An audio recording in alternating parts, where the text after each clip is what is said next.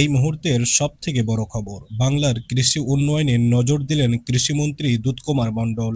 নতুন করে পিএম কিষাণ প্রকল্পে আবেদন করার সুযোগ জানালেন বাংলার কৃষিমন্ত্রী দুধকুমার মণ্ডল। যারা পিএম কিষাণ বা কৃষক বন্ধু পেতেন না, তেনাদের জন্য বড় ঘোষণা করলেন বাংলার নতুন কৃষিমন্ত্রী দুধকুমার মণ্ডল।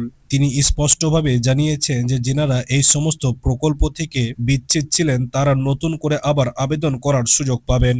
তো আসুন আমরা সরাসরি দেখে নিই যে কি জানালেন বাংলার কৃষিমন্ত্রী দুধকুমার মণ্ডল। তবে দেখার আগে আপনাদেরকে বলবো ভিডিওটি সম্পূর্ণ দেখবেন এবং আমাদের চ্যানেলে নতুন দর্শক হয়ে থাকলে অতি অবশ্যই আমাদের চ্যানেলটি সাবস্ক্রাইব করবেন।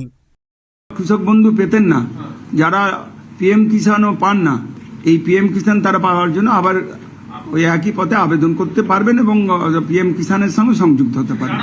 পিএম কিষাণ যারা পান তাদের কিছু করতে হচ্ছে না, যারা পিএম কিষাণ পান না তাদের আবেদনের মাধ্যমে পিএম কিষাণের সঙ্গে অন্তর্ভুক্ত হতে হয়। কৃষক বন্ধু পেতেন না, যারা পিএম কিষাণও পান না, এই পিএম কিষাণ তারা পাওয়ার জন্য আবার ওই একই পথে আবেদন করতে পারবেন এবং পিএম কিষাণের সঙ্গে সংযুক্ত হতে পারবেন।